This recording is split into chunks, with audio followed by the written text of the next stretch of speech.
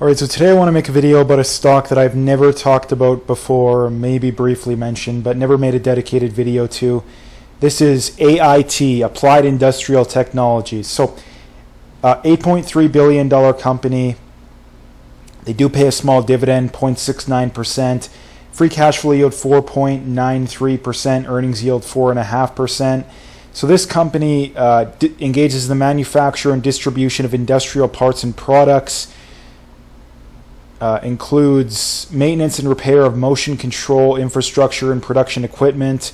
So again, this is a company that provides stuff that we really need in society, and if we want to grow as a society, this is a company that I think is going to benefit. That's why I like it. So let's get right into it here.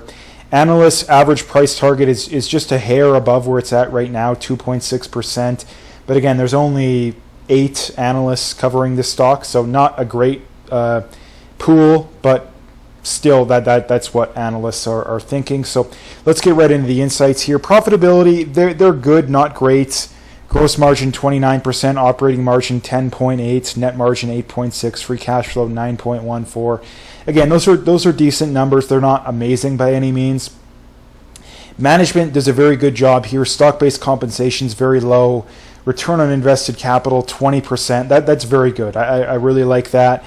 Financial health, again, they're in good shape here. 3.7 current ratio. That's very good. Growth, again, revenue only projected to go up a tiny bit over the next 12 months. But you look at net income, operating cash flow, operating income. Again, those numbers are all decent. Dividend I'll get into later. Earnings are projected to grow about 6.8% next year. Revenue about 6%. Again, those are not amazing by any means, but they are still growing, and that's still decent growth. This is not a high growth company. That's not what I'm expecting here, and that's not what you should be expecting either. If we look at its valuation, it's actually below its historical PE by quite a bit, but it's above its historical price to free cash flow by a good amount. So I'll get into the valuation later. If we get into the financials here, again, always the bread and butter. You always want to keep an eye on the financials. So if you look at revenue, again, revenue's at an all-time high. That's exactly what we like to see. And if you look at it, it's a pretty steady staircase higher. Although, again, it's not a crazy amount of growth necessarily. I mean, if you look at revenue over the last decade, I mean, they haven't even doubled it, but I mean, they're close to doubling it. I mean, 2.4 billion, 4.4 billion. So again, that's like what, 6-7% growth. Like I said, it's not crazy growth, but it's fairly consistent, and I think it's fairly predictable too. I think that's one thing that investors underestimate, is that if you have a business that has extremely unpredictable earnings and revenue that does good over the long run, at least historically, compared to one that's maybe they've done average or slightly above average, but it's extremely predictable, then I think that's a benefit, because predictability is an underrated aspect of investing, I believe. If we look at earnings per share, also at an all-time high here. That's by a long shot. They're at an all-time high. If you look at shares outstanding, that's gone down consistently over time, although it did go up slightly this past year. So I'm not sure what the thought was there, but again, sometimes, like, issuing shares isn't always a bad thing. That's a mistake that some people think. If it's a company that's losing money perpetually, that's perpetually issuing shares, yeah, 95% of the time that's a red flag. But when you look at a company that's profitable, that's growing, that has a strong balance sheet, issuing shares not always a bad thing. So let's get into the metrics here. If you look at its free cash flow margin, this is something that's, again, it made a new all-time high, actually not all-time high, but decade high in this past year. So that's something that, actually no, it wasn't a decade high, but it appears to be trending up, at least if you go back about a decade. I mean, 2014 was the lowest it's been over the last decade. 2018 was the lowest it's been over the last 5 or 6 years, technically. So I like to see that again, it is going up, although it is going up very slowly. Return on invested capital, that number did hit looks like a decade high. That's actually gone up for 6 years in a row, so I like to see that. And then basically the holy grail, at least probably the best metric to go on here, is free cash flow per share. That did hit an all-time high, and again, it trended down for 3 years in a row, which was obviously a little bit concerning, but again, we did make a new all-time high in 2023. Let's check quarterly just to check out those numbers. So if you look at quarterly, free cash flow margin has came down a little bit, although again, looks like it is still above probably the 5-year average, which is good to see. If you look at free cash flow per share, is not even here, but if you look at book value per share and cash per share, those numbers have both hit basically decade highs. So that is good to see there. So let's get into the dividend, and then we'll get into the valuation, which is very important. So if you look at the dividend, they're only growing at about 4% per year, which in my opinion is kind of low. I'm kind of surprised that they're only growing at 4% per year, especially when they only have a 15% payout ratio.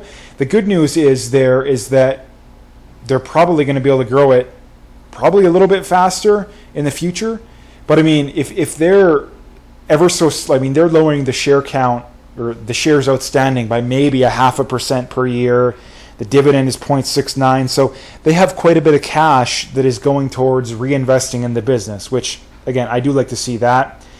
If we look at the historical dividend yield, again, it has gone up over time quite nice, no, not super nicely, but 5 years ago, you're looking at about 2.5%.